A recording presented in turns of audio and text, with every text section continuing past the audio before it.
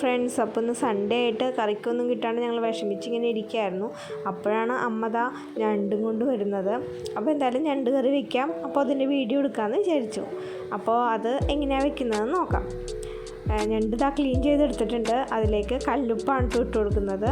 അതിൻ്റെ കൂടെ കുടംപുളി, മഞ്ഞൾപ്പൊടി ഇട്ട് കൊടുക്കുന്നുണ്ട്. കുറച്ച് ഇഞ്ചി വെളുത്തുള്ളി ചതച്ചത് ഇട്ട് കൊടുക്കുന്നുണ്ട്. പിന്നെ പച്ചമുളകും വേപ്പിലയും ഇട്ട് കൊടുക്കുന്നുണ്ട്. ഞണ്ട് കറി വയ്ക്കുന്നത് വറുത്തരച്ചാണ്, അതുകൊണ്ട് കുറച്ച് ഉരുളക്കിഴങ്ങും സവാളയും ഇതിൻ്റെ കൂടെ തന്നെ ആഡ് ചെയ്യുന്നുണ്ട്. പിന്നെ കുറച്ച് വെള്ളം കൂടി ഒഴിച്ചിട്ട് നമുക്കിത് വേവിക്കാൻ വയ്ക്കാം.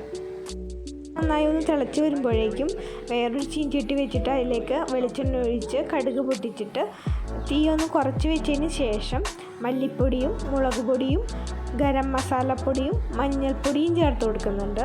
ഇത് ഒരു പച്ചമണം വരെ മാറുന്നത് വരെ ഒന്ന് നന്നായി ഇളക്കി കൊടുക്കുന്നുണ്ട്. അതിനുശേഷം കുറച്ച് വെള്ളം കൂടി ആഡ് ചെയ്ത് ഇതൊന്ന് തിളക്കാൻ വയ്ക്കുന്നുണ്ട് കേട്ടോ.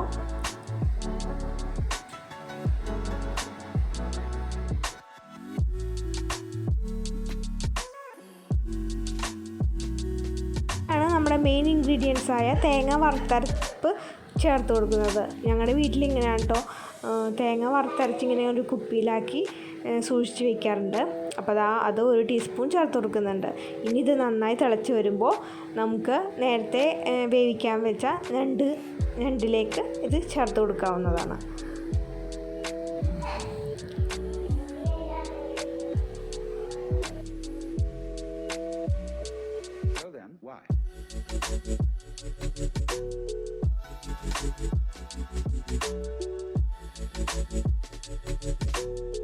നന്നായി തിളച്ച് വന്നാൽ നമ്മുടെ കറി ഇവിടെ റെഡിയായി.